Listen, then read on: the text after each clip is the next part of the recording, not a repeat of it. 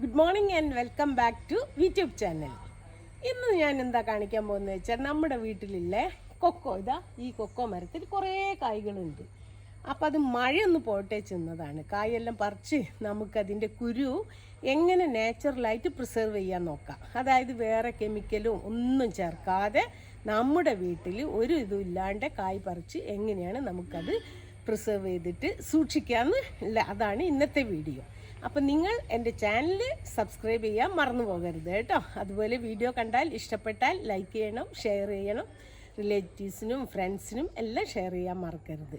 അപ്പോൾ നമുക്ക് എത്രയും വേഗം വീഡിയോയിലേക്ക് പോകാം.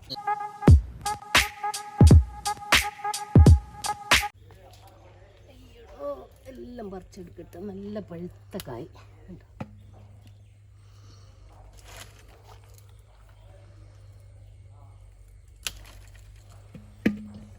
ഇതെല്ലാം മഴ പെയ്ത് കുറച്ച് കറുത്തു പോയി. ഉള്ളിൽ നല്ലതായിരിക്കും, നമുക്ക് നോക്കാം. എന്തായാലും നഷ്ടപ്പെടുത്തണ്ടല്ലോ, നമ്മുടെ വീട്ടുമുറ്റത്ത് തന്നെയുള്ളതല്ലേ. ഓമ്പടാ,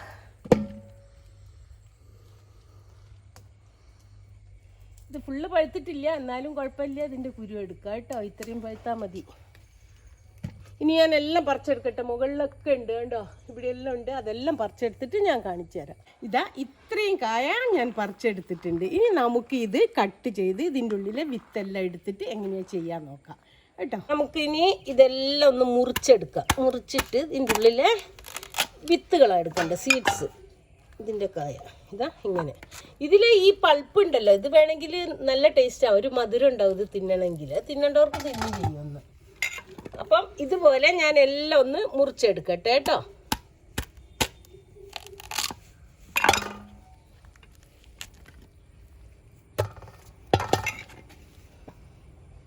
നമുക്ക് കറുത്തത് എന്തായി നോക്കാലോ. മഴ കൊണ്ട് കുറേ ദിവസം അവിടെ കിടന്നതാ. നല്ലതാണ് നമുക്ക് എടുക്കാം, ഇല്ലെങ്കിൽ കളയാം, അത്രയല്ലേ ഉള്ളൂ. ഇതെല്ലാം കണ്ടോ മുളച്ചു. ഇത് കുറേ ഉണ്ടായിട്ട് ഞാൻ മഴ ആയതുകൊണ്ട് പറിക്കാതെ വെച്ചതാ. ഇനിയിപ്പോൾ ഇത് വേണമെങ്കിൽ നമുക്ക് അവിടെ ഇട്ടാൽ മുളച്ച് മരമായി ഇതിലും കായ് ഉണ്ടാവും. ഈ കൊക്കോ മരം അതുപോലെ ഞാനൊരു വിത്തിട്ടിട്ട് ഉണ്ടായതാണ് കേട്ടോ. അപ്പം ഇത് നമുക്ക് നടാം. ഇതിനുപയോഗിക്കാം. ഇത് നമ്മൾ വെള്ളത്തിലിട്ട് വെച്ചാലും 2 ദിവസം കഴിഞ്ഞാൽ മുളച്ച് വരും. എന്നിട്ട് ആ മുളയൊന്ന് നുള്ളി കളഞ്ഞാൽ മതി. എന്നിട്ടാണ് നമ്മൾ അത് വീണ്ടും വെള്ളം മാറ്റി കൊടുക്കുക. ഇനി നമുക്ക് ഇതിൽ കുറച്ച് വെള്ളം ഒഴിച്ച് ഇതിൻ്റെ പൾപ്പെല്ലാം പോക്കണം. അത് നല്ല കൊഴുപ്പായിരിക്കും. ഇങ്ങനെ കുറേ കൈയിട്ട് തിരുമ്മി കഴുകുക.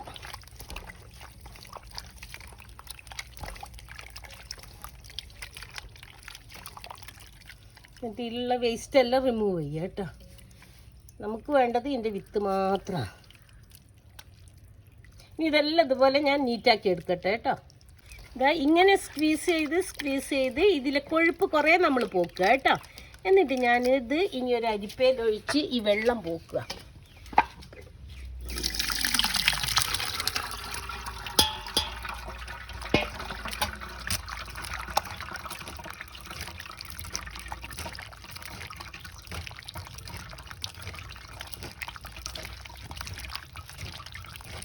ഇനി നമുക്കിത് വേറെ ഒരു പാത്രത്തിലേക്ക് ഇടാം.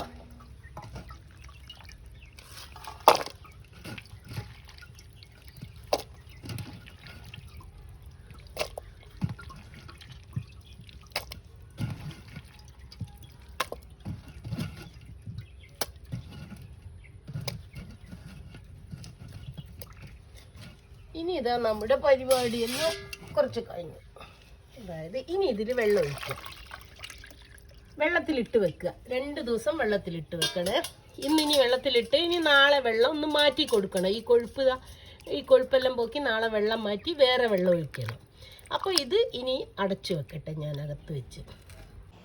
ഇതിപ്പോൾ ഒരു ദിവസം മുഴുവൻ വെള്ളത്തിൽ കിടന്നാണ്. ഇനി നമ്മൾ ഇന്ന് കുറച്ചുകൂടി ഇതുപോലെ സ്ക്വീസ് ചെയ്യുക. ഞെക്കി ഇതിൻ്റെ കൊഴുപ്പെല്ലാം പോക്കിയിട്ട് ഈ വെള്ളം മാറ്റി വേറെ നല്ല ഫ്രഷ് വെള്ളം വെക്കണം, ഇതിലേക്ക് ഒഴിക്കണം.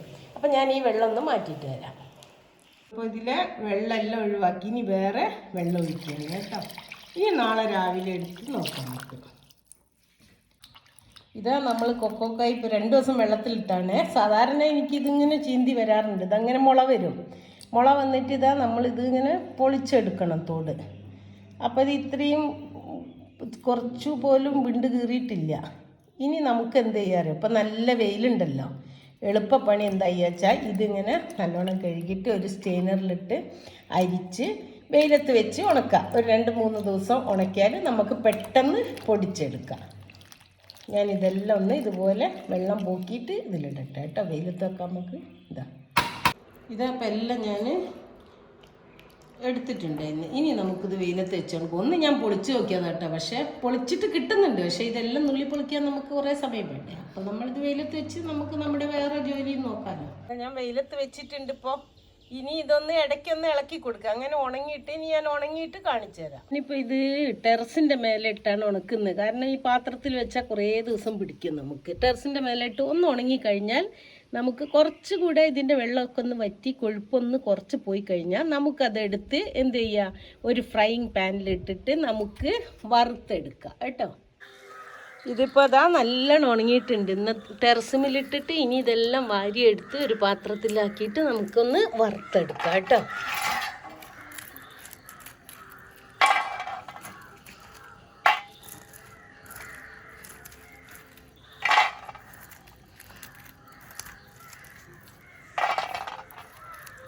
നല്ല വഴുവഴുപ്പുള്ളതുകൊണ്ട് കുറച്ചിങ്ങനെ ഒട്ടിപ്പിടിച്ചിരിക്കുന്നുണ്ട് ടെറസിമിൽ. ഇനി ഞാനിതെല്ലാം മുഴുവനൊന്ന് വാരിയെടുത്തിട്ട് കാണിച്ചു തരാം കേട്ടോ. ഇതാ ഞാനിപ്പോൾ മുഴുവൻ വാരി എടുത്തിട്ടുണ്ട്. നമുക്കിതൊന്ന് വറുക്കാം. വറുത്തിട്ട് ഇതിൻ്റെ തോല് പൊളിച്ചെടുക്കണം. കരിഞ്ഞു പോകരുതേ, അത് മാത്രമാണ് ഇത് ആവുന്നത്. അപ്പം അതുവരെ നമുക്ക് എന്ത് ചെയ്യാൻ കൈ വെക്കാതെ ഇളക്കി. മീഡിയം ടു ലോ ഫ്ലെയിമിൽ ഇട്ടിട്ടാണ് വറക്കേണ്ടത് കേട്ടോ, അല്ലെങ്കിൽ ഹൈ ഫ്ലെയിമായാൽ പെട്ടെന്ന് കരിഞ്ഞു പോകും.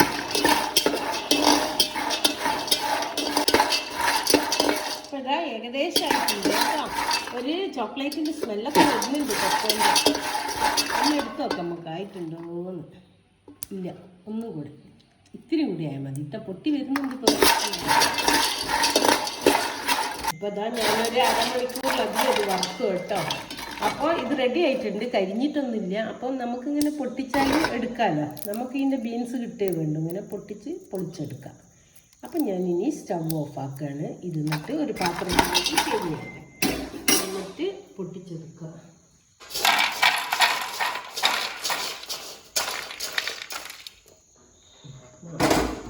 ഇനി ഒന്ന് തണുത്തിട്ട് നമുക്ക് പൊളിച്ചെടുക്കാം. ഞാനിങ്ങനെ പൊളിച്ചെടുക്കട്ടെ കേട്ടോ. ഇപ്പോൾ ഇതാ വേഗം കിട്ടുന്നുണ്ട്. ഇതുപോലെ ഞാൻ എല്ലാതും ഒന്ന് പൊളിച്ചെടുക്കട്ടെ. ഇപ്പോൾ ഇതാ ഞാൻ മുഴുവൻ കൊക്കോ സീഡ്സും പൊളിച്ചെടുത്തിട്ടുണ്ട് കേട്ടോ. കൊക്കോൻ്റെ അതിൻ്റെ കായ് ഉണ്ടല്ലോ, അതിൻ്റെ ഇത് നിപ്സാണ് കേട്ടോ. ഇതാണ് നമ്മൾ ചോക്ലേറ്റ് ഒക്കെ ഉണ്ടാക്കാൻ ഉപയോഗിക്കും. ഇത് അതിൻ്റെ ഹസ്ക്, അതിൻ്റെ തോടാണ്. ഇത് നമുക്ക് പൊടിച്ച് ചെടികൾക്കൊക്കെ വളമാക്കി ഉപയോഗിക്കാം. ഇനി നമുക്ക് നിപ്സ് പൊടിച്ച് എങ്ങനെ ഉണ്ടാക്കാൻ നോക്കാം. എനിക്കിപ്പോൾ എത്ര കിട്ടിയോ നോക്കട്ടെ. 1 കപ്പുണ്ട്.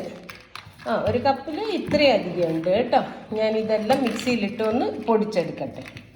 ഇപ്പം ഞാൻ കൊക്കോ നിപ്സ് എല്ലാം ഇതിലിടുകയാണ് നമ്മുടെ മിക്സി ജാറിൽ. ബാക്കിയെല്ലാം കൂടി ഇട്ടേക്കട്ടെ. ഇനി ഇത് കുറച്ചായിട്ട് പൊടിച്ചെടുക്കണം കേട്ടോ. അതിനാണ് കുറച്ച് പണിയുള്ളത്. പൊടിച്ചിട്ട് എന്തിനാണെന്നറിയാം, നമ്മൾ കേക്കെല്ലാം ഉണ്ടാക്കുമ്പോൾ നമുക്ക് ഉപയോഗിക്കാമല്ലോ. അപ്പോൾ ഈ പൊടി ഇനി ഒന്ന് കുപ്പിയിലിട്ട് സൂക്ഷിച്ചാൽ മതി.